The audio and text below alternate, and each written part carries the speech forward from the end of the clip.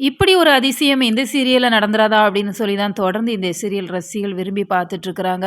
ஏன்னா தீபிகா ரொம்பவே டேஞ்சரா இருந்துட்டுருக்காங்க. ஒவ்வொரு சமயங்கள்லயுமே விஜய் மல்லி எப்படி பழிவாங்கணும் அப்படிங்கிற நோக்கத்தோட செயல்பட்டாங்க அப்படிங்கிறதால, இப்ப வெண்பா வீட்ல இல்லாம அவங்க இவ்ளோ கஷ்டப்படுறாங்க அப்படின்னு சொன்னாலுமே, அதுக்குமே இந்த தீபிகா தான் காரணம். ஒரு சாதாரண விஷயம். ஒரு ஸ்போர்ட்ஸ் காம்படிஷனுக்காக இப்ப வெண்பாவ கடத்த போய் அதனால இப்ப வெண்பா எவ்ளோ ஸ்ட்ரகுல ஃபேஸ் பண்றாங்க. விஜய் மல்லி ஒரு பக்கம் சண்டை போட்டுட்டு அவங்க கண் கலங்கி நின்னுட்டுருக்காங்க. இதெல்லாம் பார்க்கறதுக்கு ரொம்ப கஷ்டமா இருக்கு. இந்த சூழ்நிலையில தீபிகா கிட்ட இப்படி ஒரு மனமாற்றம் வரணும் அப்படிங்கிறதுக்காகவே ஒரு சீன் வச்சிருக்கிறாங்க.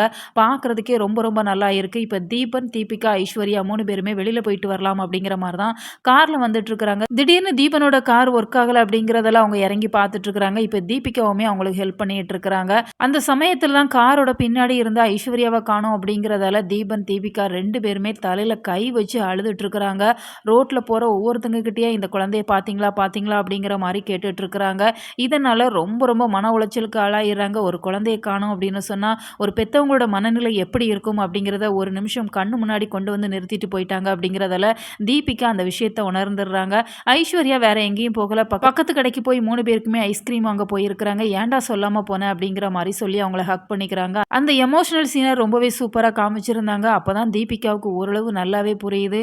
நம்ம குழந்தைய ஒரு 5 நிமிஷம் காணல அப்படிங்கிறப்பவே நம்ம ஒரு தாய் மனசு எவ்வளோ பதறுது. அப்போ மல்லியும் இது போல தானே பதறுவாங்க. இப்ப வெண்பா காணாம போனதுக்கு நான் தானே காரணமா இருந்தேன் அப்படின்னு சொல்லி அவங்களோட தவற அவங்க மனசுக்குள்ளேயே உணர்றாங்க. தலையில கை வச்சு அழுதுட்டு இருக்கிறாங்க. நம்ம தப்பு பண்ணிட்டோமே அப்படிங்கிற மாரி தீபிகா நினைக்கிறப்ப தீபிகாவுக்குள்ள இப்படி ஒரு மனமாற்றமா இதைத்தானே நாமளுமே எதிர்பார்த்தோம் அப்படிங்கிற மாரி தான் தோணுது.